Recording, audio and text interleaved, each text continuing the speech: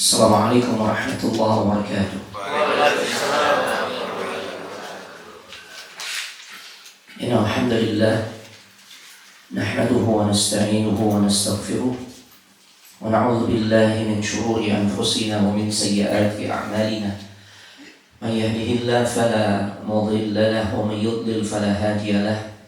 Asyhadu an la ilaha illallah wahdahu la syarika lahu wa asyhadu anna Muhammadan 'abduhu wa rasuluhu la nabiyya wa la rasula ba'dah. Allahumma salli wa sallim ala nabiyyina Muhammadin wa ala alihi wa ashabihi ajma'in. Ya ayyuhalladzina amanu ittaqullaha haqqa tuqatih wa la tamutunna illa wa antum muslimun. يا أيها الذين آمنوا اتقوا الله وقولوا قولا سديدا يصلح لكم أعمالكم ويغفر لكم ذنوبكم ومن يطع الله ورسوله فقد فاز فوزا عظيما. وبعد فإن أصدق الحديث كتاب الله وخير الهدى هدى محمد صلى الله عليه وآله وسلم وشر الأمور محدثاتها وكل محدثة بدعة وكل بدعة ضلالة وكل ضلالة في النار. أما بعد.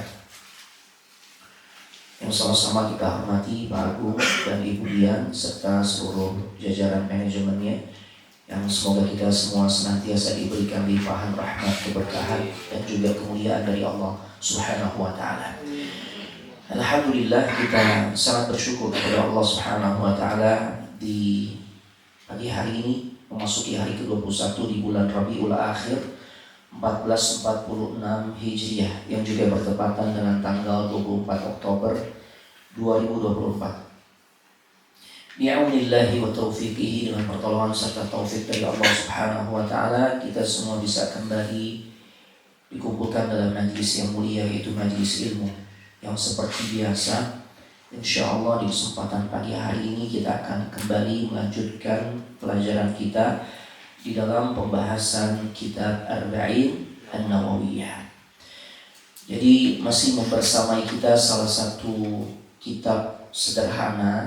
Ini kitab kecil karena berisikan hanya 42 hadis. Namun Masya Allah, kitab ini termasuk kitab yang insya Allah penuh dengan keberkahan.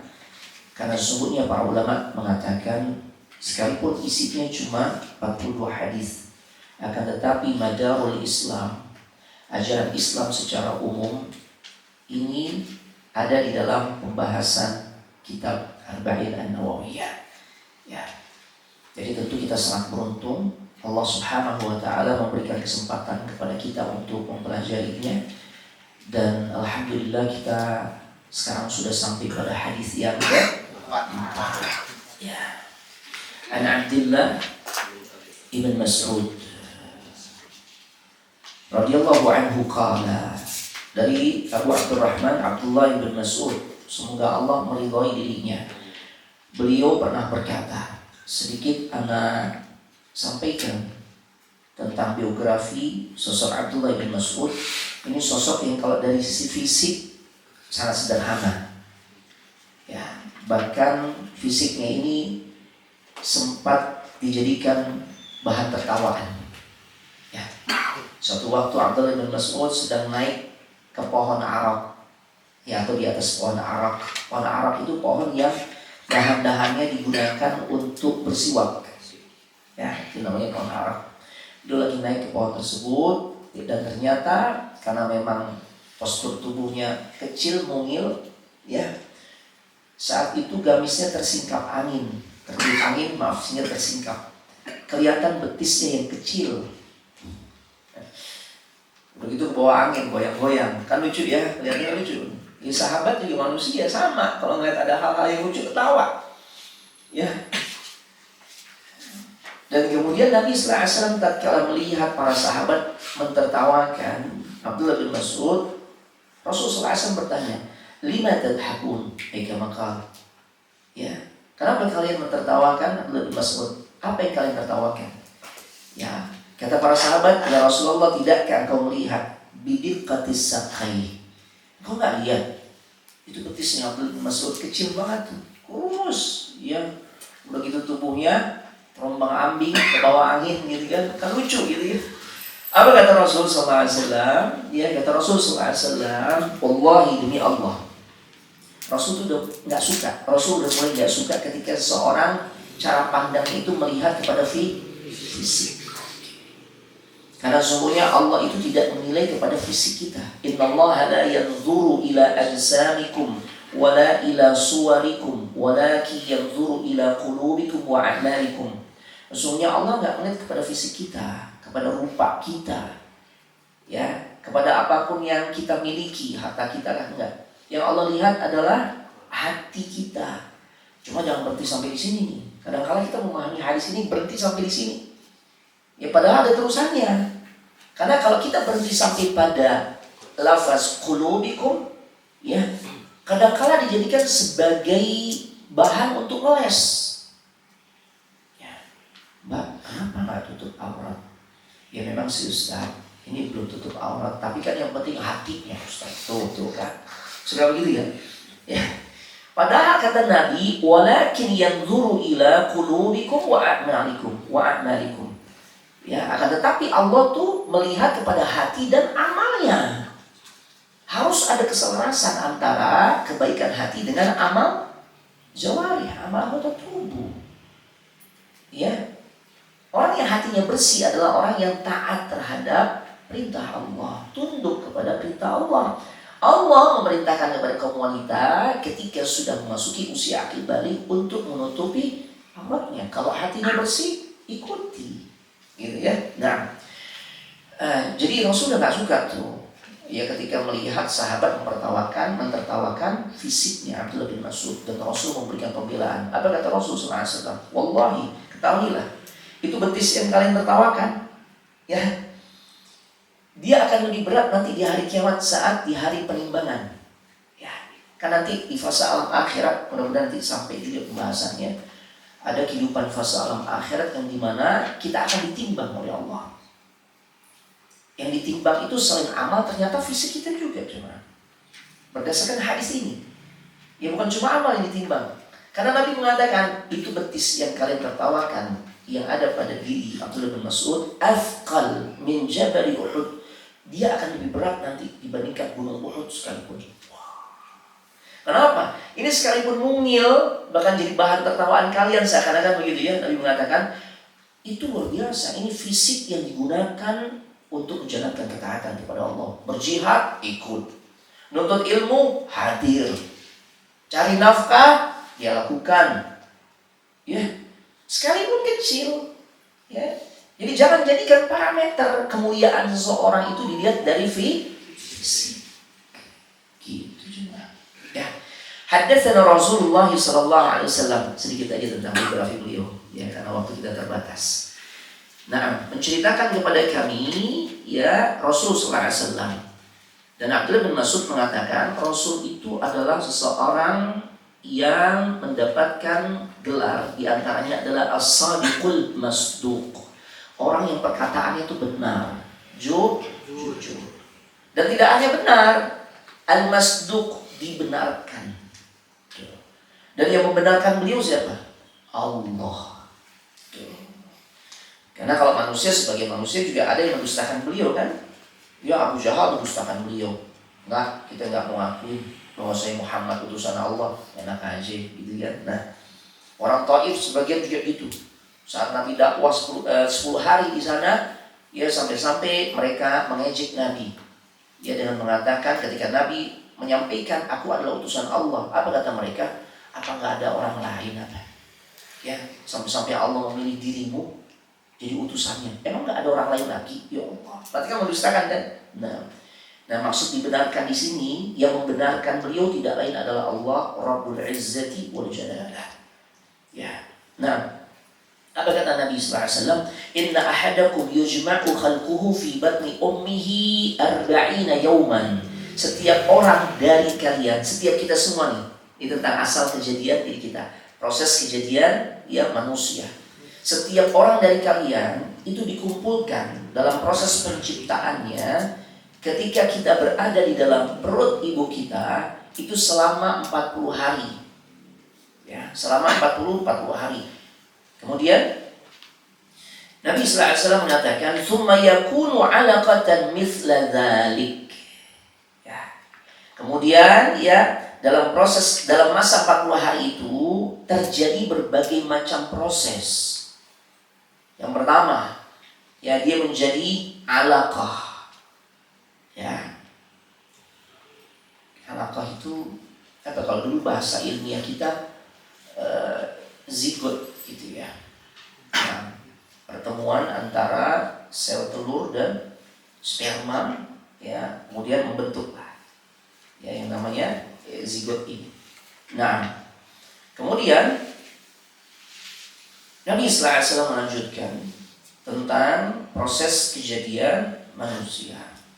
Tsumma yakunu mudghatan mithla dzalik. Ya. Pada masa 40 hari itu berubah menjadi mudghah, segumpal daging. Ya. Nabi katakan ya mithla dzalik, selama itu pula. Artinya di masa 40 hari itu perubahan itu juga berlangsung ya, perubahan sampai terjadi bentuk segumpal daging. Tsumma yursilul malak fayunfakhu fihi ruh. Kemudian diutuslah malaikat dan kemudian atas perintah Allah ditiupkanlah roh. Nah, wa yu'maru bi arba'i kalimat, dan kemudian diperintahkan untuk menuliskan 4 perkara. Ini berkaitan dengan takdirnya.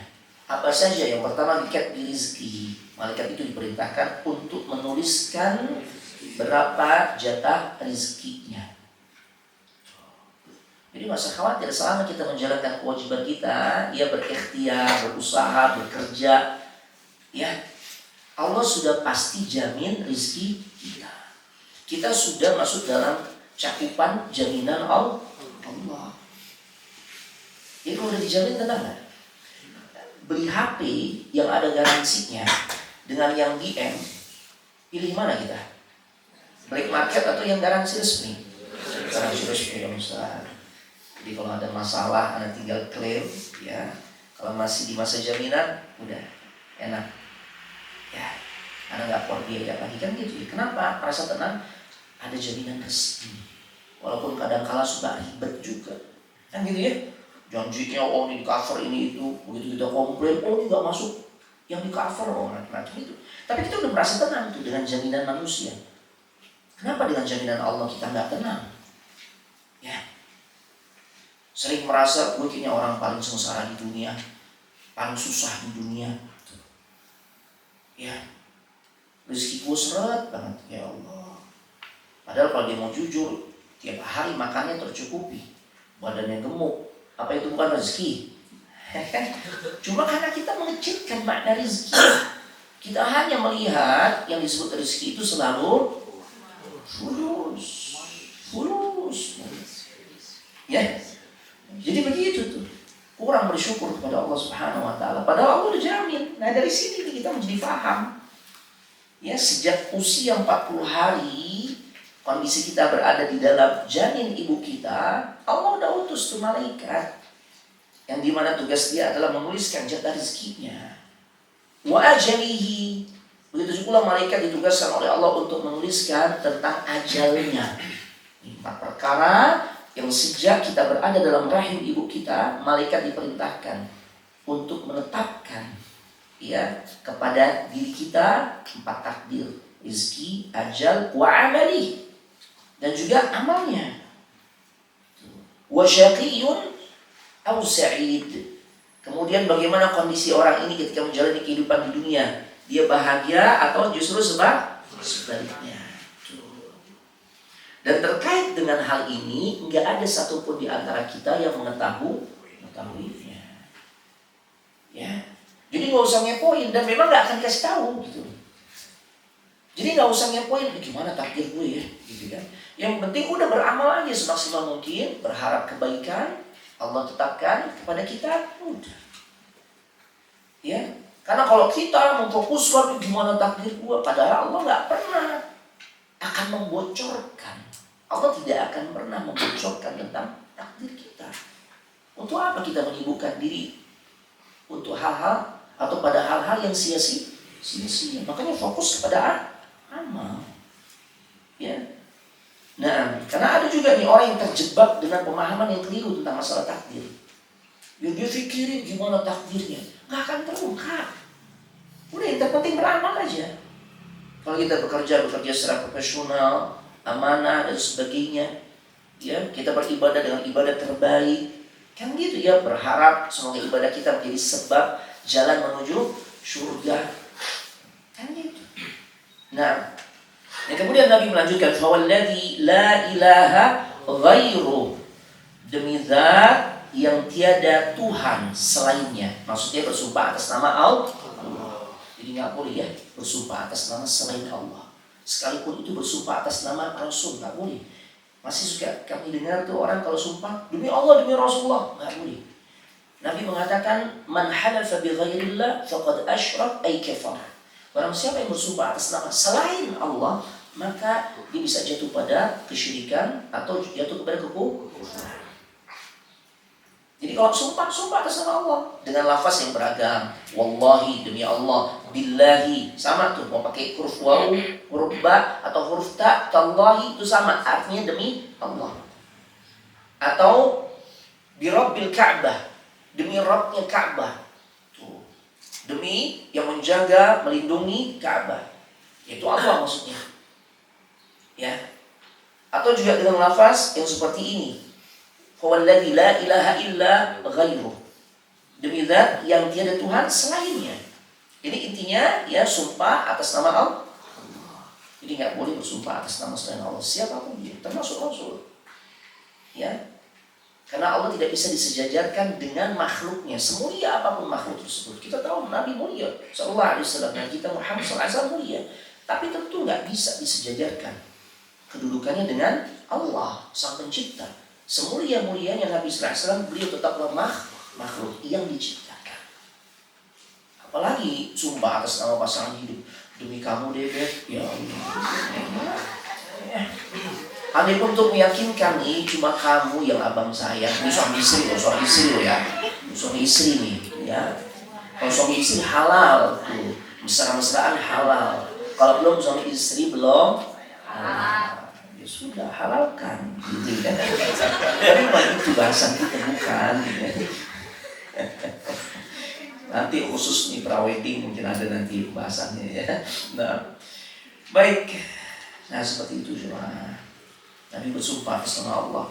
Kemudian beliau mengatakan, inna ahadakum la ya'malu bi amali ahli jannah hatta ma yakunu bainahu wa bainaha illa dhira'. Ya. Nabi sallallahu alaihi wasallam kemudian kembali menjelaskan, sesungguhnya salah seorang di antara kalian dia melakukan satu amalan atau banyak amalan yang masuk kategori amalan penduduk surga. Ya. Sampai jarak antara diri dia dengan surga itu udah amat sangat dekat. Dhira itu satu hasta, atau bisa juga satu jengkal. Artinya jaraknya ini udah sangat dekat. Sebenarnya dhira itu yang lebih tepat sih, bukan jengkal. Kalau jengkal kan begini ya, ini jengkal. Ya jengkal itu shibran di shibrin. Ya. Kalau dhira hasta itu ujung jari, jadi lebih lebar, lebih panjang dibandingkan shibran, dibandingkan jengkal. Ini kan lafaznya dhira. Kalau di buku antum apa? Jengkal ya lebih hasta. Hasta ya. Hasta. Nah, hasta itu ujung jari ke siku. Nah, ada kira-kira 50 cm? Ada ya? Ada nih ujung jari ke siku. Rata-rata orang Indonesia dhira'nya ya 50 cm lah. Maka nanti Allah jadikan kita nih, jika masuk surga, Allahumma amin, mudah-mudahan ya, kondisi kita nih akan kembali seperti keadaannya bapak kita itu Nabi Adam, yang postur tubuhnya tingginya situna dhira'an, disebutkan 60 hasta. Jadi kalau hasta kita anggaplah setengah meter, 60 hasta berarti berapa meter tinggi kita nanti jika masuk surga? 30 meter. 20 meter. Dan ini ini Masya Allah. Allah kan kalau melihat Allah itu kalau menciptakan sesuatu dengan penciptaan yang terbaik. Para ulama sampai menafsirkan makna kenapa Allah jadikan nanti penghuni surga sama kembali posturnya seperti bapaknya, itu Nabi Adam, situna dzira'an. Karena surganya gede. Wa jannatin 'arduha as-samawati wal ardh. Surga yang luasnya seluas langit dan bumi. Jadi enak kalau postur tubuhnya 60 hasta, 30 meteran, enak buat kelilingnya. Coba kalau kayak kita yang imut-imut seperti sekarang, apa surga? Ya, Masya Allah, Allah mengkreat sesuatu dengan begitu rapinya. Allahu Akbar. Ya, luar biasa. Jadi jarak antara dirinya dengan surga sudah sangat dekat. Karena memang orang ini di dalam hidupnya dia lakukan amal saleh, ya. Amal saleh mendominasi amalannya ketika hidup di dunia, sehingga menjadikan jarak antara dirinya dengan surga begitu dekat. Fayasbiqu alaihi alkitab. Ya, maka kemudian takdir mendahuluinya. Ya, fayamalu bi'amali ahli nar. Di penghujung hidupnya dia ternyata melakukan amalan penduduk neraka. Mayoritas sepanjang hidupnya diisi dengan amalan penduduk surga. Tapi di akhir atau menjelang akhir kehidupannya dia justru jatuh, kepleset, tergelincir melakukan perbuatan ahli neraka. Akhirnya masuklah dia ke dalam neraka. Makanya hadis ini sesuai dengan sabda Nabi di kesempatan yang lain ketika beliau mengatakan innamal a'malu bil khawatim. Sesungguhnya amalan seseorang itu dinilai dari endingnya. Makanya nggak ada masalah. Dulu kita bandel, ya. Dulu kita jauh dari Allah. Dulu kita ahli maksiat, ya. Yang penting di kemudian hari bahkan sampai di akhir kehidupan kita menjadi orang baik. Karena yang Allah nilai adalah ending. Dan ini bentuk kebijaksanaan Allah, ya, dan bentuk kasih sayang Allah luar biasa, jemaah. Ya, saat dia bertobat di akhir kehidupannya, ya, masa kelam dunia hitam yang pernah dia jalani itu nggak dianggap sama Allah. Allahu Akbar. Makanya betapa beruntungnya orang-orang yang mau bertaubat. Karena taubat inilah yang akan menjadikan akhir kehidupan seorang menjadi baik. Bayangkan, Fudail ibn Iyad 40 tahun jadi gembong perampok. Dan luar biasa kejamnya. Ya, kalau targetnya udah berhasil, dia lumpuhkan, itu nggak cuma harta yang diambil. Kadang nyawanya juga dihabisi. Dan dia ketika menjalankan aksinya nggak perlu tuh berkomplotan, nggak bergerombol, cukup dia seorang diri. Ya. Perampok paling ditakuti di masanya. Tapi kemudian bertobat kepada Allah. Dan Masya Allah, beliau mengakhiri kehidupannya tercatat sebagai salah satu di antara ulama-ulama yang menjadi rujukan umat. Namanya Harun. Masya Allah. Ya. Nah kemudian di closing hadis ini Nabi mengatakan wa inna ahadakum, dan sesungguhnya ada salah seorang di antara kalian la ya'malu bi'amali ahli nar. Ya, perbuatan yang dia lakukan sepanjang hidupnya mayoritas adalah amalan penduduk neraka. Hatta ma yakunu bainahu wa bainaha illa dhira'. Ya, sampai-sampai jarak antara dirinya dengan neraka udah amat sangat dekat. Sudah sangat dekat. Tinggal satu hasta lagi. Udah dekat banget tuh. Fayasbiqu alaihi kitab, kemudian takdir mendahuluinya. Fayamalu bi'amali ahli jannah. Di akhir hidupnya dia melakukan amalan penduduk surga. Dia melakukan amal saleh yang pada akhirnya Allah pun masukkan dirinya ke dalam surga. Ya, jadi kita tinggal tergantung kita mau milih yang mana nih. Ya, semua kita punya masa lalu. Bahkan gak sedikit di antara kita masa lalunya masa lalu yang kelam. Jangan berkecil hati. Allah sediakan pintu yang selalu Allah buka, yaitu pintu taubat. Mau gak kita masuk ke dalam pintu taubat tersebut, sehingga pada akhirnya menjadikan kita ini mulia. Sekalipun mayoritas umur yang kita jalani itu diisi dengan amalan-amalan penduduk neraka. Ya. Nah, Baik, kita syarah hadis ini. Nah, yang pertama tentang proses penciptaan janin. Ya, kita perlu mengetahui di zaman Rasul masalah janin ini adalah masalah yang gaib. Ya, khususnya kalau kita ingin mengetahui ini yang ada di dalam perut laki atau perempuan. Zaman dulu masih gaib tuh. Baru kemudian tersingkap sisi kegaibannya sebagian doang. Ya, di masa-masa sekarang dengan munculnya teknologi USG. Mau 3 dimensi, 4 dimensi ada juga. Ada ya? Kadang-kala hasil jepretan fotonya itu baik lagi, nyot jempolnya, Masya Allah. Sampai sebegitu detailnya. Ya, sehingga dokter bisa mengetahui ya, ini kemungkinan besar yang lahir dia laki atau perempuan. Sisi kegaibannya semakin tersingkap. Sebagian, tidak semua. Tetap masalah di janin ini, masalah sesuatu yang ada di dalam rahim yaitu janin ini, masih banyak sisi-sisi kegaiban yang tidak bisa tersingkap. Itu kan secara global doang.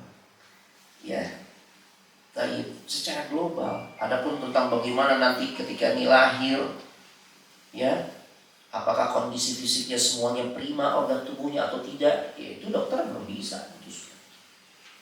menyampaikan sampai sedetail itu. Belum lagi nanti tumbuh kembangnya bagaimana sifatnya, karakternya nggak bisa diungkap. Jadi tetap sisi-sisi kegaibannya masih banyak. Hanya sedikit saja yang bisa diungkap dengan teknologi canggih. Ya, dari sisi kegaiban yaitu tentang masalah jenis kelamin. Itu juga kadang meleset ya, gitu kan. Oh selamat Pak, ya Insya Allah nih anak bapak nih laki. Oh udah nyiapin nama. Oh anak pengen, pokoknya kalau anak laki anak pengen namain Ali. Ternyata yang keluar Ali ya. Perempuan juga jadi Ali. Kasih tak Marzuto jadi Ali ya. Ya kan, yang belajar bahasa Arab kan gitu ya. Ada tak marbuto menandakan ini makna muannas, perempuan. Tinggal tambahin tak marbuto jadi aliyah ya. Nah, ya pengen namain Hanif Ustaz. Yang keluar perempuan jadi Hanifah kan gitu. Simpel aja sebenarnya. Ya, yang kedua, pembahasan yang ada di dalam hadis ini adalah tentang masalah takdir. Yang pertama tentang masalah proses penciptaan janin, yang kedua tentang masalah takdir. Ya, baik, ya, kita coba perdalam tentang masalah proses penciptaan manusia. Ya, jadi rahasia proses penciptaan manusia Allah menyebutkan di dalam Al-Quran di beberapa ayat tentang proses pembentukan janin yang melewati beberapa macam fase. Dan ini menunjukkan tentang kekuasaan Allah. Ya, jadi kita kalau merenungi, mentafakuri, mentadaburi tentang proses kejadian diri kita sampai kita hadir ke alam dunia, ini sekaligus kita juga mengasah keimanan kita kepada Allah, betapa luar biasanya Allah menjadikan kita dari sesuatu yang tidak ada menjadi ada. Dari setetes atau lebih sedikit air mani ya yang dikeluarkan oleh ayah kita bertemu dengan sel telur ibu kita, maka jadilah kita. Allahu Akbar. Ya, para ulama menjelaskan paling tidak ada 7 fase. Yang pertama fase saripati tanah. Yang kedua sperma, ketiga segumpal darah, ketiga segumpal darah, keempat segumpal daging, kelima al-idham, tulang, keenam tulang yang dibalut dengan daging. Yang ketujuh dibuat oleh Allah, ya pembentukannya semakin sempurna. Di antaranya Allah abadikan di dalam surah Al-Mu'minun. Ya, buka mushaf yang ada di HP. Al-Mu'minun itu kalau nggak salah di surah ke-23.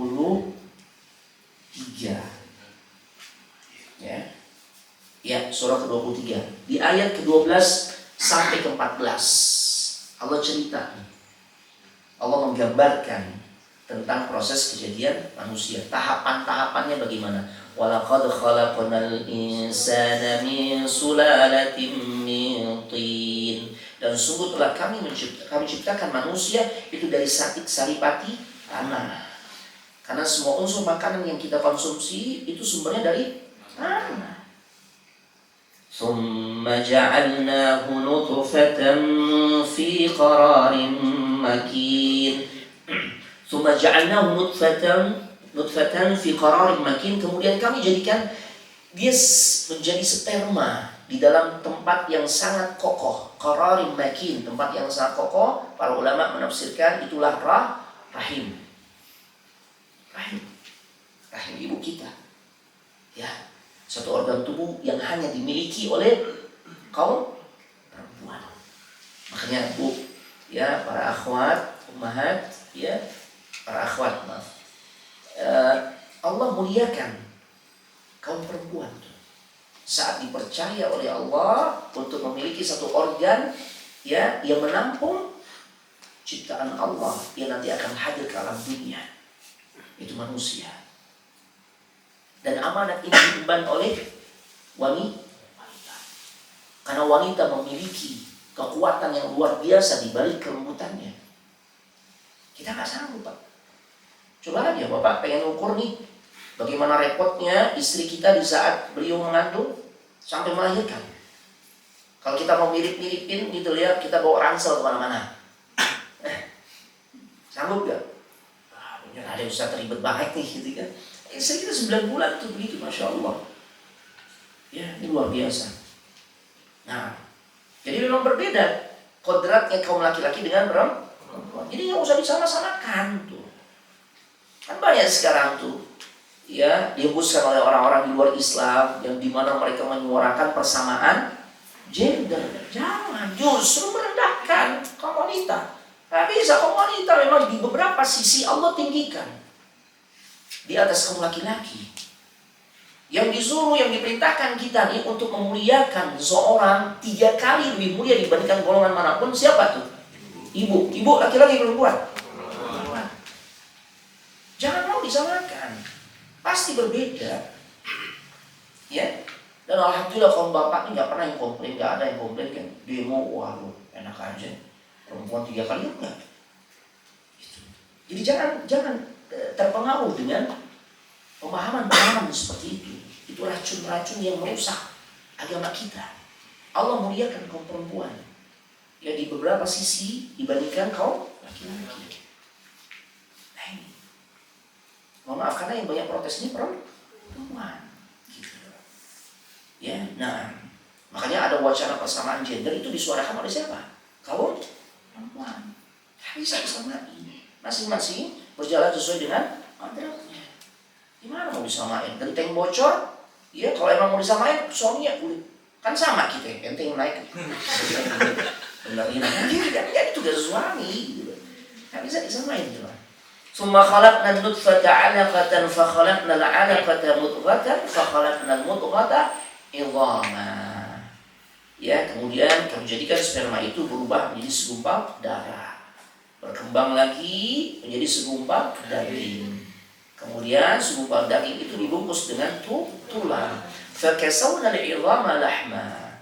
Kemudian tulang itu dibalut lagi, dibungkus lagi dengan daging. Subhanallah. Tsumma ansha'nahu khalqan akhar. Kemudian kata Allah kami jadikan dia makhluk dalam bentuk yang lain. Maksudnya mulai muncul tuh ya bentuk yang lebih sempurna. Ada tangan, ada kaki, matanya udah terbentuk, ya mulut dan sebagainya. Allahu Akbar. Dan closing ayat ini Allah mengatakan fatabarakallahu ahsanul khaliqin. Ya maha suci Allah sebaik-baik pencipta. Makanya keterlaluan, kebangetan tuh. Kalau orang tuh jadi ateis, mungkinkah kita jadi dengan sendirinya tanpa ada yang menciptakan?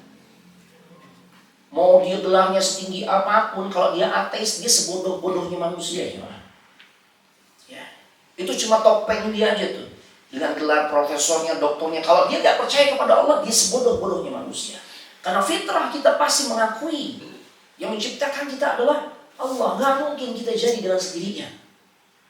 Ya. Muncul nih rilis model terbaru. Ya. baju, mungkin gamis ataupun kemeja atau kurta produksi dari Dian Risti misalnya, kan gitu. Apakah kemudian kita mengatakan, oh dia muncul dengan sendirinya? Kan mungkin masih ada tuh kan, siapa penjahitnya, siapa yang merancangnya. Diawali dari perancangnya dulu tuh, modelnya ini kantongnya gimana nih, ya sebelah kiri kanan atau tengah gitu ya, misalnya gitu ya, belum ada yang kantong tengah ya, misalnya gitu. Doraemon, bener, ya ada Doraemon benernya. Ya Allah, ini kan ketika kita katakan ini ada dengan sendirinya nih, ya serial produk yang DC yang ada dengan sendiri, orang akan percaya, wah mungkin dia pasti nih. Ada yang mendesainnya terlebih dahulu, ya kemudian dibikinkan polanya, ada yang ngejahitnya, oh macam-macam deh, ya sampai ngepackingnya itu jangan. Makanya ya Allah, kita kasihan kalau melihat orang-orang yang sampai mereka jadi ateis, ya. Dan itu banyak terjadi di kalangan akademisi, ya. Allah banyak jemaah. Bahkan di perguruan tinggi negeri. Anak belum lama tuh menyaksikan ada seorang jemaah yang dia nangis, Pak, kenapa Pak? Bapak sedih banget. Ya Ustaz, ada musibah besar dalam kehidupan anak. Kenapa Pak? Anak saya jadi ateis Ustaz. La haula wala quwwata illa billah. Anak tahu kecil dia tuh, ya. Tapi kemudian dia masuk ke sebuah perguruan tinggi di luar Jakarta, ya ternyata terdengar kabar dari ayahnya, dia sekarang jadi ateis Ustaz. Dia gak percaya lagi sama Allah. Ya Allah, kesian. Ya, baik. Nah makanya seseorang bisa mulia di sisi Allah itu bukan berbanding lurus dengan tingginya pendidikan dia. Nah, tapi mulia tidaknya kita di sisi Allah ini sejauh mana dengan ketundukan kita kepada Allah, mengimani, mempercayai Allah. Ya, Allah Maha Pencipta, termasuk yang menciptakan diri kita. Nah, berkaitan dengan proses penciptaan manusia, tahapan-tahapan penciptaan manusia, Allah juga ceritakan di surah yang lain. Tadi di surah Al-Mu'minun, sekarang kita bergeser ke atasnya. Surah ke-22 itu surah Al-Hajj, ayat kelima. Tadi Al-Mu'minun ayat 12 sampai 14. Nah, di ayat kelima surah Al-Hajj, surah ke-22, ya Allah mengatakan, ya ayuhan nas, wahai sekalian manusia, in kuntum fi raibim, jika kalian ragu, ya, minal ba'ts, akan hari kebangkitan, itu hari kiamat. Fa inna khalaqnakum min turab, maka sesungguhnya Allah gugah kita nih, ya, untuk menyadari bahwasanya apa alasan kalian ragu dengan terjadinya hari kebangkitan, akan terjadi hari kebangkitan. Coba kalian renungkan. Sesungguhnya kami telah menciptakan kalian dari tanah. Fa inna khalaqnakum min turab, ya, min nutfah. Kemudian ya ada unsur sperma juga di situ. Summa min alaqah, ya, beralih lagi dari sperma berubah menjadi segumpal. Ada tahapan. Summa min mudghah mukhallaqatin wa ghairi mukhallaqah.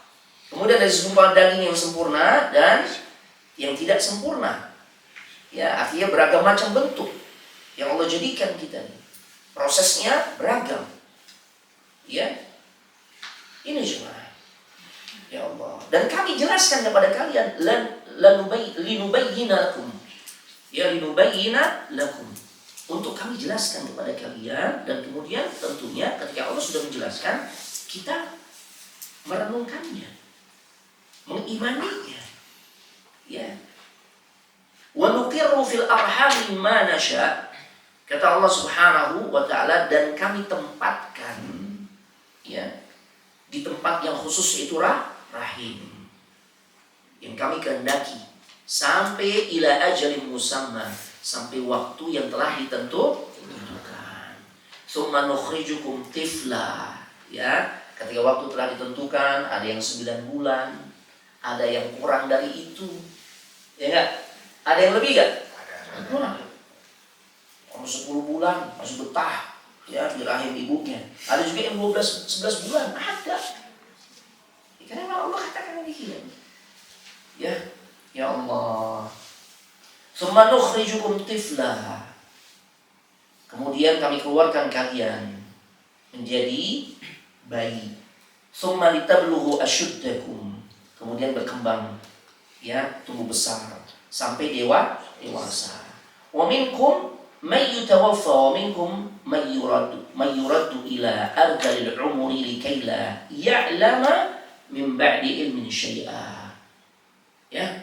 Kemudian kami keluarkan kalian dari bayi, kemudian berkembang sampai menjadi dewasa, dan di antara kalian ada yang diwafatkan sebelum dilahirkan. Dan di antara kalian ada yang dibiarkan hidup sampai masa tua. Allahu Akbar. Ini cuma, ya. Jadi proses penciptaan manusia disebutkan juga di dalam hadis yang lain. Kalau tadi hadis riwayat Abdullah bin Mas'ud, melalui jalan Abdullah bin Mas'ud. Ada juga riwayat dari Hudzaifah bin Asid Al-Ghifari. Nah, dari sini nanti kita bisa ketemu benang merah untuk mengetahui kapan tuh ditiupkan rohnya, di saat usia berapa, dan ini yang lebih tepat. Ya. Di dalam hadis yang disampaikan oleh Hudzaifah bin Asid Al-Ghifari, Rasulullah SAW bersabda, "Idza marra bin nutfah sintani wa arba'una lailah." Jika air itu sudah melalui masa selama 42 hari, sintan wa arba'un, 42 hari, maka apa yang terjadi? Ba'atsallahu ilaiha malakan. Ya, kemudian Allah mengutus malaikat. Apa yang dikerjakan oleh malaikat? Ya, di sini dijelaskan fasawwaraha wa khalaqa sam'aha. Maaf. Kemudian di masa 42 hari itu Allah Subhanahu wa taala yang menjadikan kondisi janin itu ya dibentuk. Kemudian diciptakanlah pendengarannya, penglihatannya, wajildaha, kulitnya, walahmaha, dagingnya, wa'idhamaha, dan juga tulang-tulangnya. Sumakal, ya, kemudian malaikat bertanya kepada Allah, "Ya Rabbi, adzakarun am untha?" Ini laki-laki atau perempuan? Malaikat tanya dulu. Fayaqdi rabbuka ma syaa. Maka kemudian Allah tentukan tuh, laki-laki atau perempuannya Allah tentukan sesuai dengan kehendaknya. Makanya minta sama Allah, ikhtiar. Cuma nanti keluarnya nih laki-laki perempuan ini semua sesuai kehendak Allah. Ya, kan teorinya kan banyak. Kalau pengen punya anak laki-laki, oh berarti yang suami banyakin makan apa nih katanya? Yang laki-lakinya. Toge.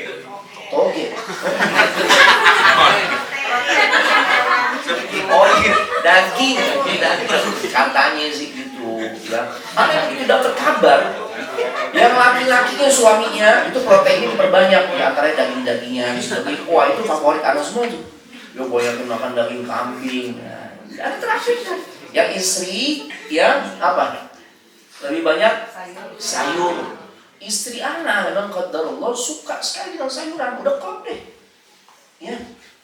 Tapi ternyata kembali kepada hadis ini, masalah keluarnya laki-laki perempuan, malaikat udah tanya, "Ya Allah, nanti pada saat keluar ini laki atau perempuan nih?" Kata Allah, "Sesuai kehendak saya." Ya, anak terapin, anak suka kambing, masya Allah. Anak suka daging-dagingan, istrinya suka sayuran. Ya, tapi alhamdulillah dari anak pertama sampai kelima semua perempuan. Ya, nah ini. Ya. Oh, coba kita balik, anak balik. Keempat, kelima anak balik gitu.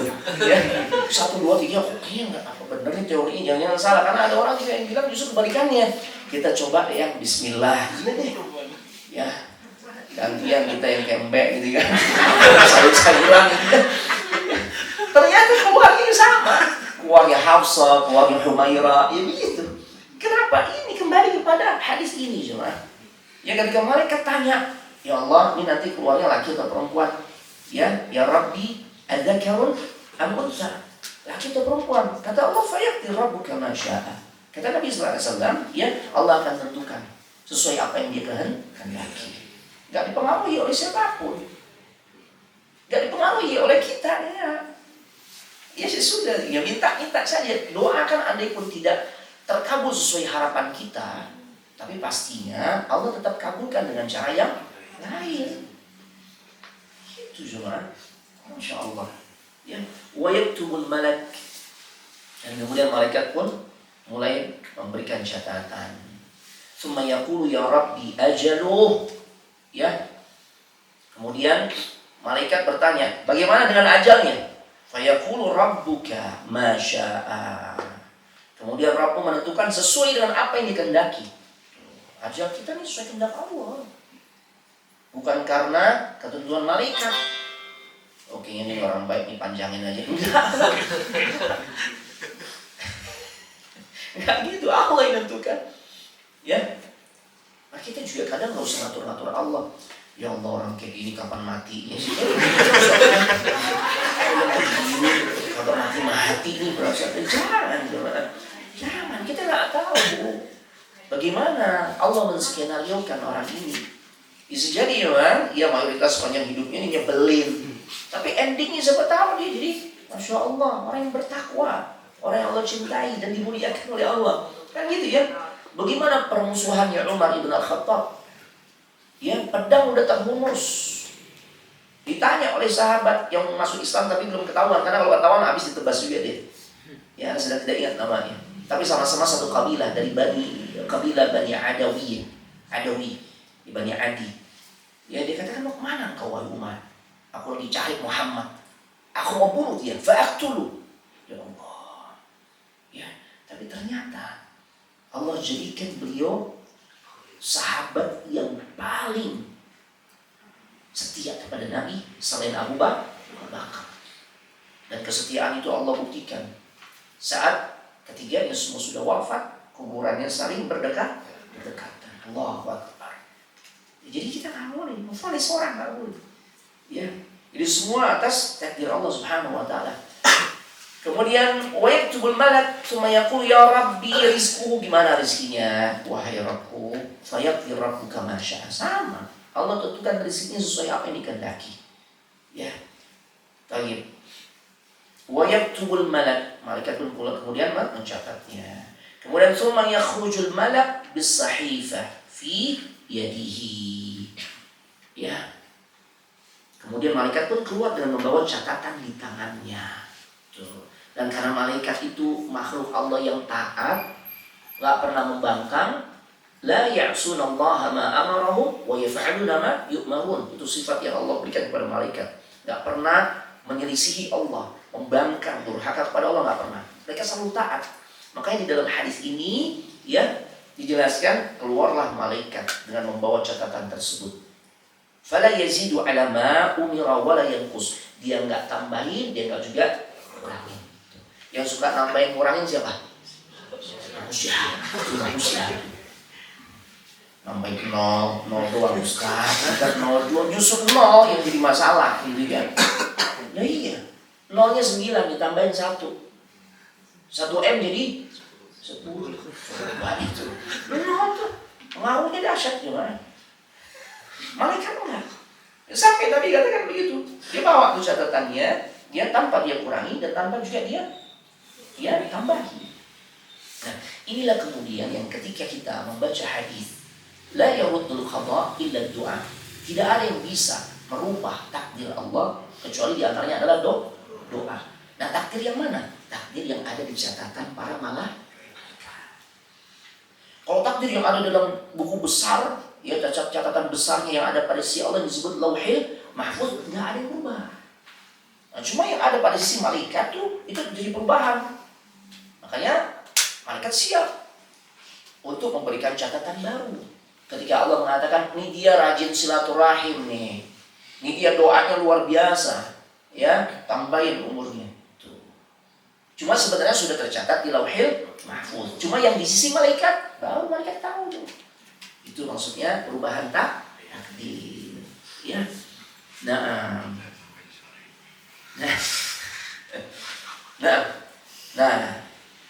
kalau kita memahami dua hadis ini, hadis dari Abdullah bin Mas'ud ya dan juga hadis dari Hudzaifah, maka kita bisa menjadi faham ya bahwasanya ya sebagian kita tuh memahami proses pembentukan penciptaan manusia ketika menjadi air mani, ya, kemudian segumpal daging, segumpal darah, segumpal daging, dan seterusnya, itu masing-masing ya berlangsung 40 hari, 40 hari, 40 hari. 3 fase ini masing-masing 40 hari, berarti total berapa hari? 120 hari. Barulah kemudian ya Allah utus malaikat. Ya, kan gitu ya. Barulah Allah kemudian urutannya mengutus malaikat. Ya. Taib. Nah ternyata jemaah, pemahaman yang seperti ini para ulama jelaskan ini kurang pas, karena tentu akan bertubrukan dengan hadis yang lain. Kalau kita fahami hadis yang ada di kitab Arba'in Nawawi di urutan keempat ini, fase-fase tersebut masing-masing berlangsung 40 hari. Jadi sampai kemudian malaikat diutus itu di masa 120 hari kan gitu ya. Nah, ini akan bertabrakan, berbenturan dengan hadis yang tadi Anda sampaikan, itu hadis Hudzaifah yang Anda ulangi secara cepat terjemahannya, ya. Jika air itu air mani dan sel telur sudah bertemu, sudah membentuk beragam macam proses, sudah melewati masa 42 hari, hadis ini secara tegas mengatakan ba'atsallahu ilaiha malakan. Allah pun mengutus malaikat. Jadi Allah mengutus malaikat itu di masa 40 harian itu. Jadi pemahaman yang lebih tepat kata para ulama, jangan kita fahami setiap fase itu berlangsung 40 enggak. Tapi 3 fase itu dari mulai ya pertemuan sperma dengan sel telur atau zigot, kemudian segumpal daging dan segumpal darah ini, semua itu terjadi dalam masa 40-an hari. Dan ternyata secara ilmiah benar, saudara. Ya, baik. Jadi bukan dalam masa 120 hari yang kalau dibuat bulan berapa bulan? 4 bulan. Udah gitu nanti salah juga tuh. Ketika kita nggak ikutin sunnah, dulu biasanya kalau ada wanita hamil bikin perayaan. Awalnya dulu yang ngetren itu 7 bulanan. Begitu dia memahami 120 hari baru dititipkan ruh berubah jadi 4 bulanan, kan gitu ya. Tapi kalau kita kembali kepada hadis yang lain yang ternyata nih kalau kita mau memahami agar sinkron, bukan 120 hari, berarti 40-an hari. Tapi kan berarti 40 hari gitu ya. Nah sebenarnya makanya ya bagi wanita hamil itu nggak ada ritual khusus, ya. Itu tradisi. Jadi bagi wanita yang sedang hamil nggak usah disibukkan, ya, ngeluarin biaya yang cukup besar, bikin acara ritual dulu 7 bulanan, kemudian memahami 120 hari berarti 4 bulan deh kita rubah. Oh ternyata nih kalau melihat hadis dari Hudzaifah, ternyata yang Allah utus malaikat itu di usia 40 harian. Mari kita bikin lagi 40 hari. Karena memang tidak ada tuntunannya kita membuat acara-acara atau ritual-ritual bagi wanita yang hamil. Untuk apa kita melakukan hal-hal yang sia-sia, tidak bernilai pahala di sisi Allah? Mendingan itu uang disimpan, ditabung untuk biaya melahir dan merawat anak, kan jauh lebih bermanfaat.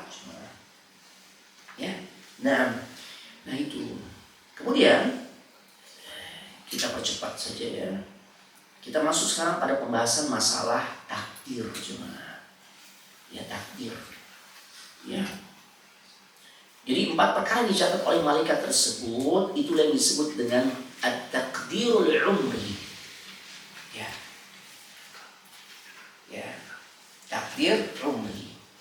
Takdir yang dicatat oleh malaikat berkaitan dengan janin, tentang rezeki, ajal, umur, ya. Rezeki, ajal, umur sama kan? Amal, kemudian tentang kondisi kehidupannya, bahagia atau sengsara. Dan kita harus imani hal ini. Kenapa? Karena beriman kepada takdir ini termasuk bagian dari rukun iman yang 6. Ya. Dan hati-hati jemaah, rukun iman yang 6 ini jika salah satunya tidak kita imani, maka menjadikan diri kita itu bisa keluar dari Islam. Beda dengan rukun Islam. Salah satunya kita belum bisa amalkan, haji belum bisa, karena kita belum punya kemampuan misalnya dari sisi finansial. maka tidak secara otomatis kita keluar dari Islam. Ya, kita nggak zakat karena memang keuangan kita belum wajib zakat. Berarti kita belum menunaikan zakat, belum juga haji. Berarti kan ada 2 poin tuh yang kita tidak laksanakan. Tidak secara otomatis menjadikan seseorang dihukumi keluar dari Islam atau kafir. Berbeda dengan rukun iman. Satu copot, satu kita ingkari, kafir. Ya, makanya dulu pernah di zaman Abdullah bin Abbas ada golongan yang disebut dengan golongan Jabariyah, ya, dan juga Qadariyah. Mereka menganggap bahwasanya takdir itu nggak ada. Qadariyah itu menganggap takdir nggak ada. Semua yang terjadi itu atas usaha manusia. Itu Qadariyah. Jabariyah kebalikannya. Dia berpangku tangan dengan takdir. Ya, kalau emang rezeki anak Allah ditentukan, anak mau di rumah aja, ngangkat kaki gitu ya. Nah, yang Qadariyah ini kata Abdullah bin Abbas, ya, atau Abdullah bin Umar, kalau kalian bertemu dengan tokohnya, ya, Ma'bad al-Juhani, sampaikan aku berlepas diri darinya. Artinya seakan-akan Abdullah bin Umar tidak mengakui dirinya sebagai seorang Muslim. Aku berlepas diri. Dia bukan Muslim begitu. Kenapa? Dia nggak mengimani tentang perkara takdir. Nah, beriman kepada takdir ada 4 tingkatan, jemaah. Ini kita bahas ya. Yang pertama, al-ilm. Berkaitan dengan takdir itu nggak lepas dari yang namanya ilmu Allah. Ya. Artinya Allah Maha mengetahui tentang segala sesuatu. Allah juga maha mengetahui sebelum dia menciptakan segala sesuatu yang terjadi di alam semesta. Allah sudah tahu. Kita belum hadir ke alam dunia, Allah sudah tahu. Karena pengetahuan Allah tidak terbatas. Berbeda dengan kita. Kita baru tahu setelah kita mengalami. Ya. Nah, makanya kalau orang-orang Syiah itu kebangetan dari mana? Mereka punya satu akidah yang namanya bada. Mereka menganggap Allah tidak mengetahui tentang keadaan makhluk kecuali sampai makhluk itu melakukan perbuatannya. Ya Allah. Iya, karena memang Syiah itu bukan berasal dari ajaran Islam. Mereka justru lebih dekat, lebih mirip ya dengan Yahudi. Cara ibadahnya, akidahnya. Itu saudara. Kemudian yang kedua berkaitan dengan al-kitabah. Tadi tentang masalah ilmu. Ilmunya Allah nggak terbatas.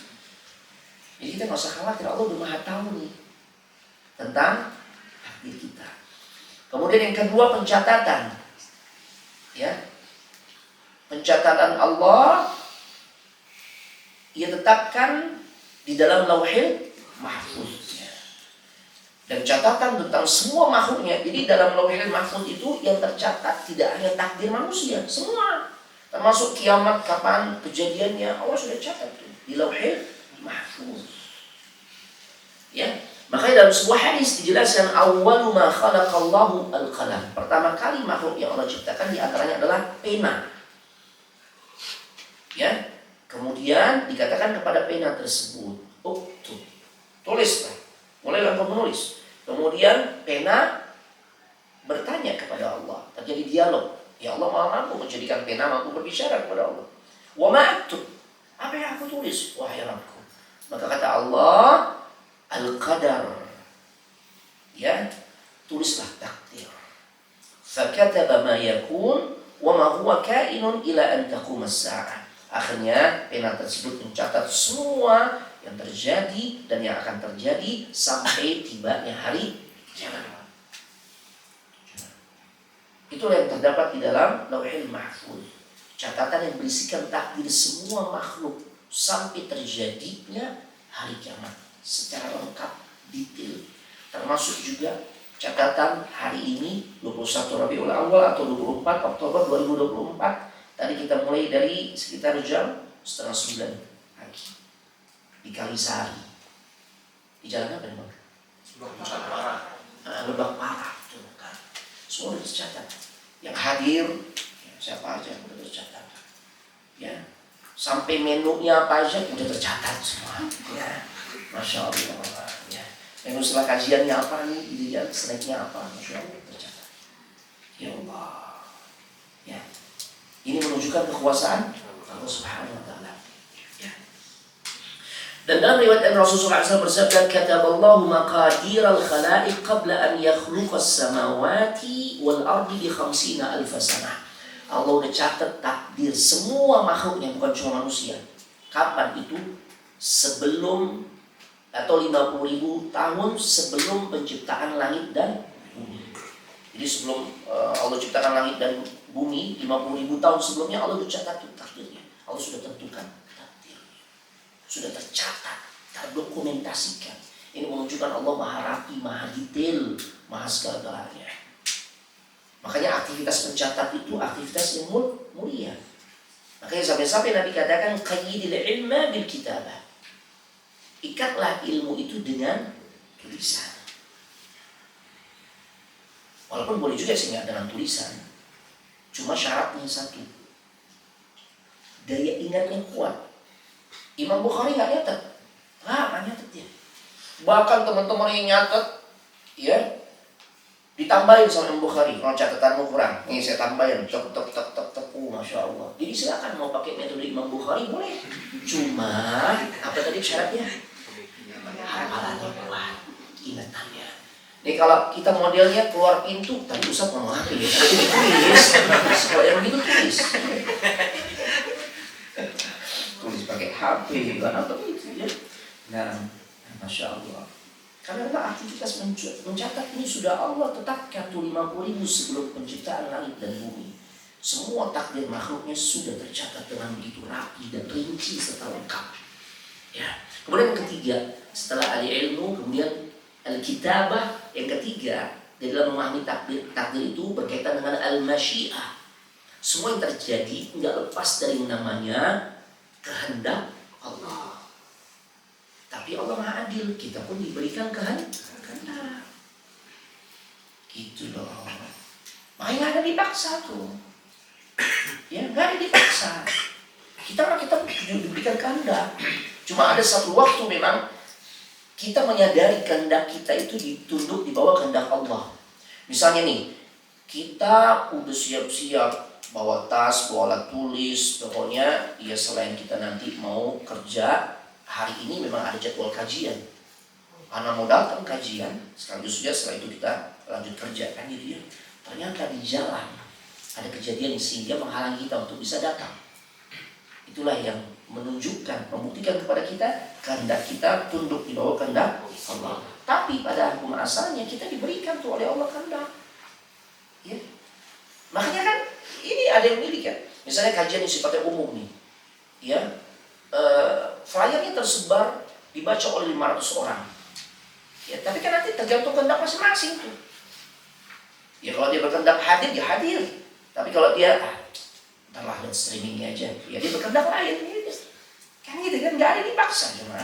Itulah bentuk kemaha-adilan Allah. Ya, tapi yang jelas, ya semua tidak lepas dari namanya kehendak Allah. Maka dalam surah At-Takwir ayat 29 Allah mengatakan, "Wa ma tasyauna illa ayyasha Allahu rabbul alamin." Dan kami tidak dapat menghendaki ya, atau menempuh jalan tersebut kecuali apa yang dikehendaki oleh Allah, Rabb semesta alam.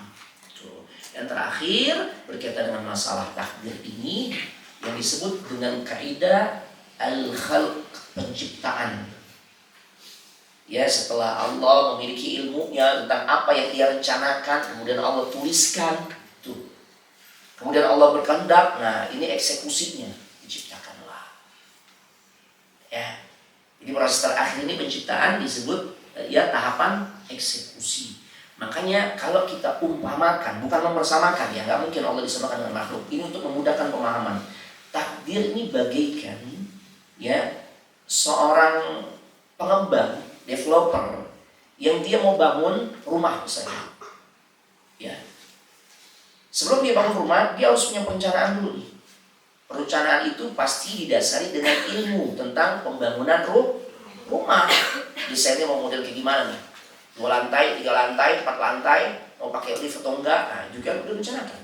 Nah kemudian pengetahuan dia nih, ya dia tuliskan dalam bentuk tulisan, gambar dan sebagainya.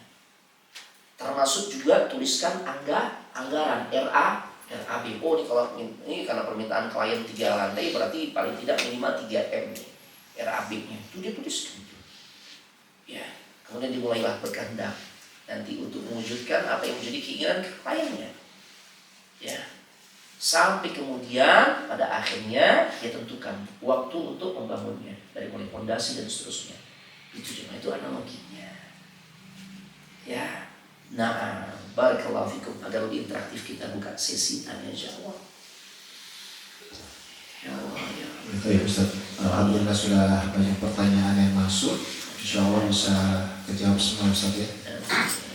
Baik, yang pertama, Ustaz, setiap manusia sudah ditentukan takdirnya masing-masing.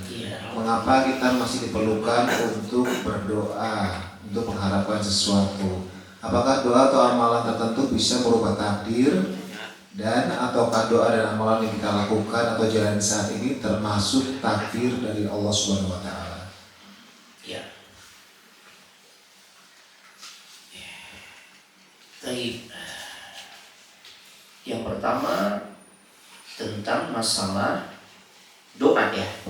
Iya Ustaz. Nah, kalau memang takdir sudah ditentukan, mengapa kita diperintahkan untuk tetap berdoa? Iya. Ini fasilitas yang Allah kasih jemaah. Ya. Allah memerintahkan kita memang untuk berdoa. Dan tidak lain, doa yang kita sampaikan juga memiliki kekuatan untuk merubah takdir. Tapi tadi ya, merubah takdir yang ada pada sisi malaikat. Nah, ya tentunya orang-orang yang beriman tatkala diberikan fasilitas oleh Allah, dia akan memanfaatkannya. Dan tidak lain, di antara manfaatnya juga adalah tatkala dia berdoa untuk mendapatkan kondisi yang baik, berarti tetap ya, dia itu sesungguhnya masih dalam cakupan takdir Allah, berpindah dari satu takdir ke takdir Allah yang lain. Ya. Jadi kenapa manusia disuruh berdoa kalau takdir sudah ditentukan? Ya karena kita punya harapan untuk bisa mendapatkan sesuatu yang lebih baik. Di antara pintunya selain usaha kita adalah dengan doa. Ya manfaatkan itu. Cuma tak kalah ternyata nggak sesuai dengan apa yang kita harapkan, tetaplah kita berhusnuzon kepada Allah. Karena Allah ngasih kita itu bukan melulu yang sesuai dengan keinginan kita, tapi Allah tuh memberikan sesuatu kepada makhluknya sesuai dengan apa yang dia butuhkan, apa yang kita butuhkan. Makanya kadang-kala tuh apa doa kita yang udah lama kita sampaikan terkabulnya 7 tahun, ya. Ya karena apa? Allah tuh ngasih sesuatu kepada hambanya sesuai apa yang kita butuhkan. Karena Allah selalu memberikan yang terbaik buat hambanya. Cuma kadang kita aja nggak sabar kan gitu ya. Atau kita menganggap kebaikan itu menurut versi kita. Ya. Baik, jadi 1, 2 sudah terjawab insyaallah. Ya, yang ketiganya tadi apa? Ya, ujungnya tadi. Ataukah doa dan amalan yang kita lakukan atau jalani saat ini termasuk takdir Allah? Oh iya, semua apapun yang kita jalani, apa yang kita alami, ya itu semua nggak lepas dari yang namanya cakupan takdir. Semua lengkap ya Allah. Tadi kan hadisnya jelas ya, Allah telah menuliskan takdir semua makhluk. Dan kalau bicara takdir bukan hanya menyangkut 4 hal tadi saja, enggak. Banyak hal lainnya. Penyakit tadi disebutkan enggak? Kan enggak kan? Enggak, itu kan cuma aja global aja itu yang malaikat tahu. Tapi masalah penyakit, terus penyakitnya apa, itu kan enggak ada. Malaikat enggak tahu. Tapi kalau di sisi Allah, ya sudah Allah catat semuanya. Oh dia GERD misalnya, asam lambung, misal gitu ya. Oh ini kena gondongan misalnya. Apalagi yang lain seperti TB misalnya itu kan semua lengkap. Ya, dan terkait dengan catatan takdir kita yang Allah telah ya bukukan dalam Lauhul Mahfuz, telah Allah dokumentasikan di dalam Lauhul Mahfuz. Ini menunjukkan kekuasaan Allah bagi kita ini. Dan terpenting adalah beramal dan beramal. Yang tadi di awal Anda sampaikan, jangan memperdalam atau jangan terlalu ngepoin tentang Ya, bagaimana sebenarnya takdir anak? Karena sampai kapanpun Allah tidak akan mengungkap tentang hal itu kepada kita. Yang diperintahkan kata Nabi, ya i'malu, teruslah kalian beramal dengan amal terbaik. Fa kullun muyassarun lima khuliqalah, karena seseorang itu dimudahkan sebagaimana seseorang itu dimudahkan untuk melakukan sesuatu sebagaimana takdir yang Allah tentukan untuk dirinya. Artinya apa? Kalau Allah tetapkan ini jadi orang baik, maka dia tidak akan lepas dari yang namanya amalan-amalan baik. Yang terpenting nanti, mungkin nanti akan ada pertanyaan, Ustaz, tapi tadi itu di hadis yang kita bahas kan di awal-awal nih, orang amalannya dominasinya adalah amalan-amalan penduduk surga kan? Amalan yang mendominasi kehidupannya adalah amalan penduduk surga. Tapi kok endingnya jelek banget, Ustaz? Iya kan? Menjelang matinya dia melakukan amalan penduduk neraka dan pada akhirnya dia masuk ke dalam neraka. Begitu sebaliknya. Mayoritas yang kedua amalan yang dilakukan amalan penduduk neraka. Tapi di menjelang akhir kehidupannya dia melakukan amalan penduduk surga. Sehingga pada akhirnya Allah masukkan ke surga. Apa ini menunjukkan ketidakadilan, Ustaz? Allah adil. Karena untuk memahami hadis tersebut kita harus memahami lewat hadis yang lain. Dalam hadis Bukhari, Nabi SAW menjelaskan orang ini sampai tragis kehidupannya, padahal sepanjang hidupnya amalan baik yang dikerjakan. Kenapa jadi tragis? Karena memang amalan-amalan baik yang dikerjakan itu tidak didasari atas keikhlasan. Makanya pada akhirnya Allah singkap tentang kejujuran orang tersebut, karena dia tidak beramal dengan ikhlas, dia beramal tidak dengan ikhlas, maka akhirnya Allah singkap. Mayoritas amal baik yang dikerjakan fima yabdu linnas, itu untuk dia perlihatkan kepada manusia. Dan Allah sangat tidak suka kepada orang yang beramal tidak ikhlas. Itu cuma. Baik. Silakan berikutnya, Bang. Selanjutnya Ustaz, bagaimanakah bentuk ikhtiar manusia selain doa sebagai bentuk tawakal pada Allah SWT? Masya Allah. Selain doa, maka rukun tawakal itu ada dua. Yang pertama, badlul asbab, mengambil sebab, atau kalau bahasa kita simpelnya melakukan usaha semaksimal mungkin, ikhtiar. Sampai kadar mana kita bisa melakukannya, kerjakan. Ibunda Maryam di saat kontraksi, udah gitu nggak ada pendampingnya lagi. Oh iya, kan manusia kebanyakan ngebully beliau, menghinakan beliau, menuduh beliau sebagai wanita pezina, hamil tanpa suami. Coba, kalau ini terjadi zaman sekarang juga kan, atau kita hidup di masa beliau, mungkin kita sama tuh. Otomatis saat lahir nggak ada yang dampingin. Siapa yang mau dampingin? Padahal orang saat mau melahirkan dia butuh energi, dia butuh support. Ya Allah. Bahkan saat beliau bersender di sebuah batang pohon kurma dalam keadaan yang sangat lemah, sebagaimana umumnya wanita yang sedang kontraksi. Ya Allah, kesakitan, lemah. Padahal saat itu dia membutuhkan nutrisi. Nah, ternyata selain bertawakal kepada Allah, tetap bagi Ibunda Maryam untuk berikhtiar secara maksimal sesuai kadar kemampuannya. Makanya Allah perintahkan, wa huzzi ilaiki bi jiz'in nakhlah tusaqit alaiki rutaban janiyah. Goyang-goyangin tuh pohon kurma yang ada di dekatmu. Padahal kita tahu jemaah, gimana mau ngambil buah kurma pakai dioyak-oyak kan gitu ya? Iya kan? Emangnya apa tuh kalau mangga gitu kan? Mangga ya bisa, kayak susah juga. Apa yang kira-kira kalau mau ngambil buah jambu ya oyak-oyak gitu batangnya. Ini kurma nggak mungkin lah. Kurma itu dipanjat, kemudian ambil pisau yang tajam, kemudian batangnya kita potong, baru kita bisa nikmati buahnya. Cuma karena saat itu kemampuan Ibunda Maryam untuk berikhtiar hanya sebatas goyang-goyangin doang. Udah itu goyanginnya pangkal lagi. Iya, pangkal aja, main deket akar kan ini. Cuma memang saat itu itulah yang bisa beliau lakukan. Nanti biarkan Allah tuh yang memberikan hasilnya. Tatkala dirontokkanlah rutaban janiyah. kurma-kurma yang masaknya tuh lagi paling bagus, ya. Tingkat masak yang paling bernutrisi dan mudah dicerna, yang nutrisinya paling tinggi. Ya makanya kita kan kalau berbuka itu Nabi contohkan berbukanya dengan rutop yang dimakan oleh Maryam. Cuma kita kan nggak mau. Kita biasanya yang ditancapin cabai rawit gitu. Buka juga ada kurma tapi tetap aja yang ditancapin cabai rawit itu belakang.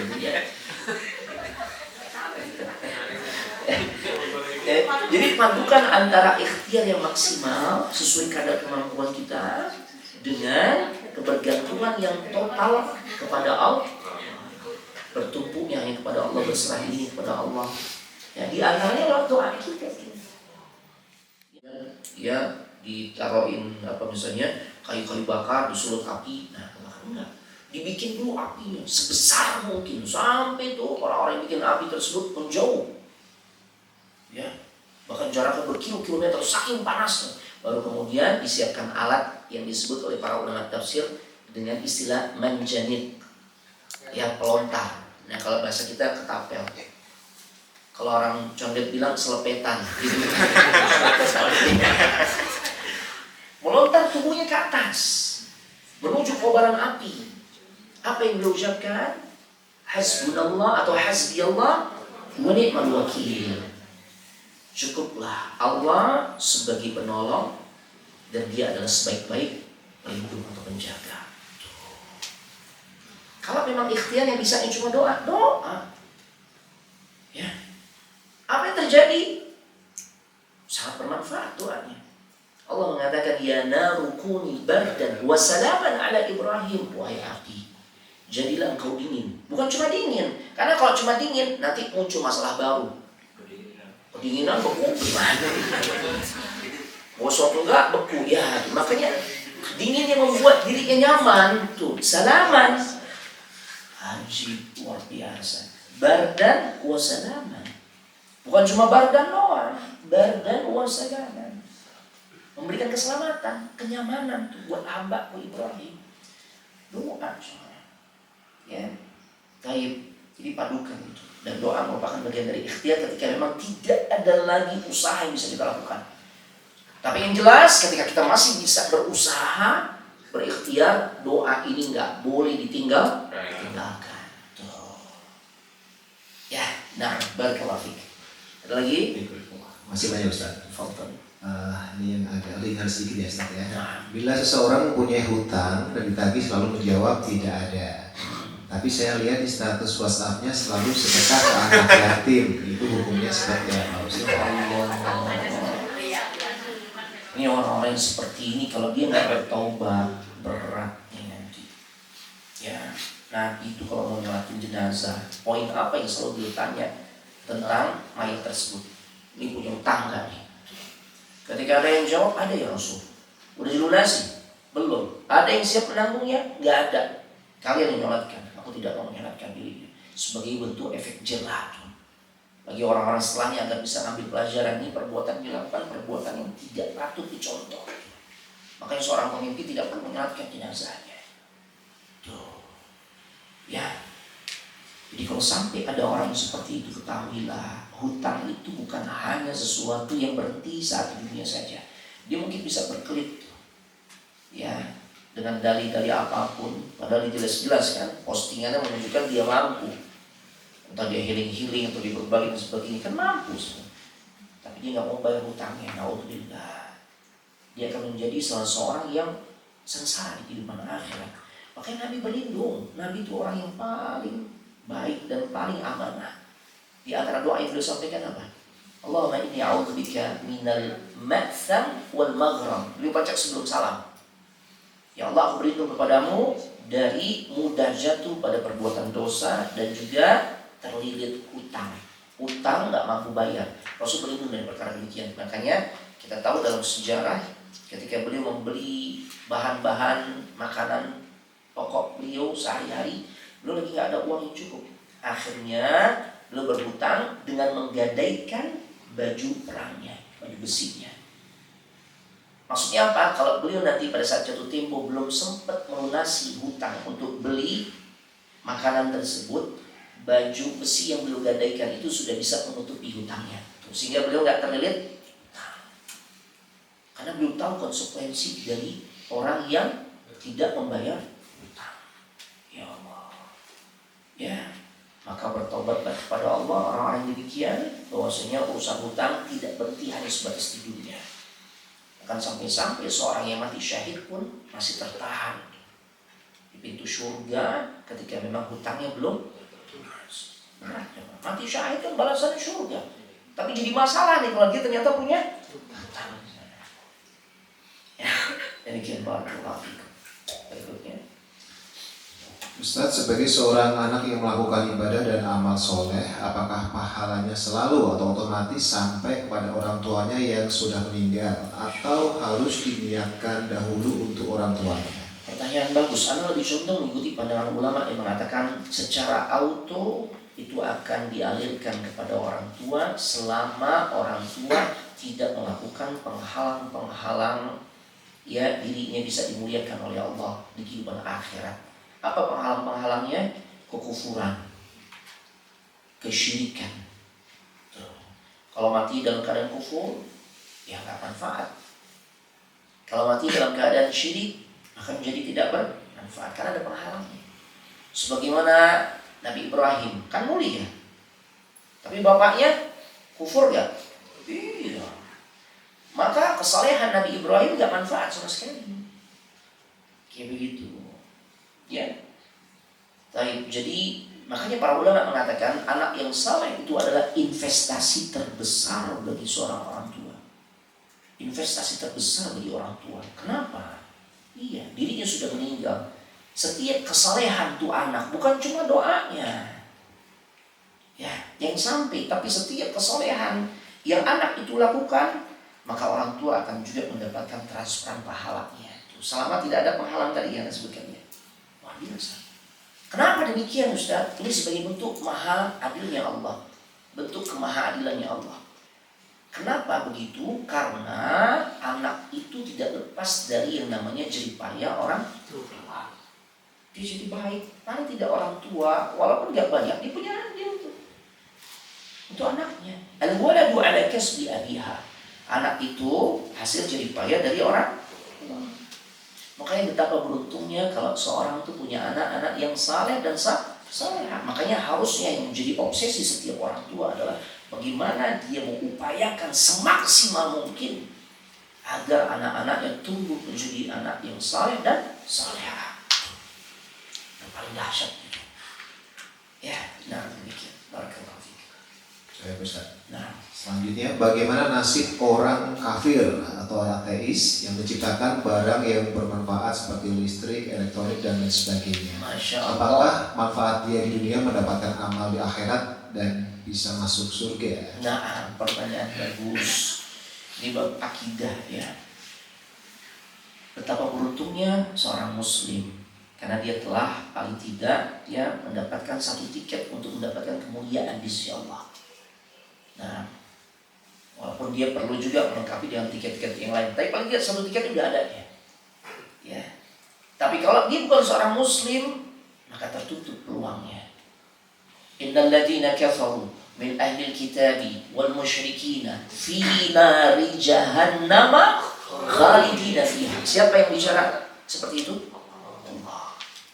Siapa yang vonis buat golongan orang-orang kafir dari kalangan ahli kitab atau pelaku kesyirikan bahwasanya mereka divonis berada di dalam neraka dan mereka kekal. Siapa yang sampaikan itu? Sang pencipta itu Allah.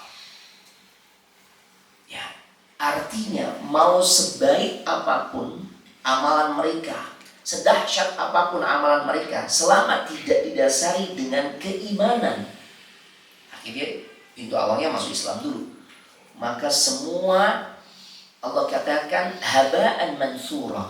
Itu seperti debu kering nempel di satu tempat. Kemudian angin kencang berhembus sampai ya menghilangkan debu tersebut tanpa sisa sedikit. Sia-sia. Makanya betapa beruntungnya kita yang Allah sudah jadikan sebagai seorang muslimah. Makanya Tanggung jawab atau kewajiban berikutnya adalah rawat, jaga, jangan sampai copot keislaman kita. Dan Allah pun secara khusus berpesan, wala tamutunna illa wa antum muslimun. Jangan kalian mati kecuali tetap menjaga keislaman kalian. Ya, jadi sia-sia cuma. Ya, sia-sia. Makanya ya keberuntungan yang sangat besar ketika Allah memang takdirkan kita berada di dalam Islam. Ya, demikian barakallahu fiik. Lanjut. Masih ada waktu ya. Silakan. Ustaz, bagaimana hukumnya jika kita mempercayai pendapat seseorang, tetapi di sisi lain pendapat tersebut salah setelah kita mencari tahu kebenarannya? Nah, jika timbangannya adalah agama, ya, maka tentu kita nggak perlu lagi ikuti pendapat orang tersebut. Makanya pertanyaan besarnya adalah, ya, standar kita tuh mengatakan pendapat orang sebelumnya itu salah, itu apa? Kalau standarnya karena kita ngaji, kemudian salah ternyata yang selama ini banyak diyakini oleh orang, ya, maksudnya perkara begini pamali, ini pamali, itu bumali belum ada di sini, ya, ini pembawa sial. Ternyata setelah anak belajar akidah, anak belajar tauhid itu salah. Kenapa? Karena Allah mengatakan demikian, Nabi menyampaikan demikian. Berarti kan standar kita bisa mengetahui kesalahan orang tersebut adalah standar syariat. Berarti kita harus jauhi, kita nggak perlu lagi pegang teguh pendapat. Itulah pentingnya belajar, menuntut ilmu, agar kita bisa menganalisa mana yang memang harus kita jaga, mana yang memang kita harus perbaiki. Ya, karena di antara hal yang menjadikan banyak orang tersesat karena mengikuti pendapat kebanyakan orang. Gitu. Ya, ada lagi? Ya Ustaz, ini ada pertanyaan yang tertunda dari bulan lalu. Masya Allah. Ya Ustaz, apa hukumnya orang perempuan yang berpakaian transparan atau ketat? Apakah itu sama hukumnya seperti orang yang telanjang? Iya. Nah, alhamdulillah dijawab. Jawabannya, ya, wanita-wanita yang mereka zahirnya memakai pakaian akan tapi transparan, ketat, ya, bikin laki-laki apalagi yang bujangan nggak bisa tidur karena kalau yang begini yang bujangan kesian yang begini ya. Nah, kebayang.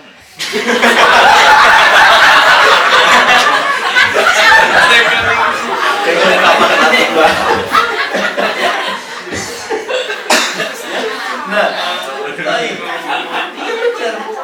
Maka hakikatnya wanita-wanita yang berpakaian seperti itu dia telanjang. Dia membangkitkan syahwat laki-laki yang tidak halal bagi dirinya, ya. Kemudian memunculkan dosa jari. Makin banyak orang yang ngelihat, ya. Maka makin banyak pula dosa yang ia tanggung. Ya Allah, maka berlindung kepada Allah dari perkara yang demikian.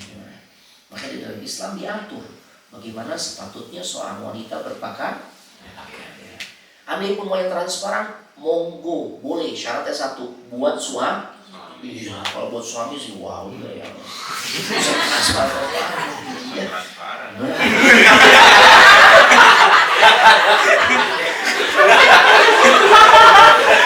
Orangnya cepet deh kalau spasi.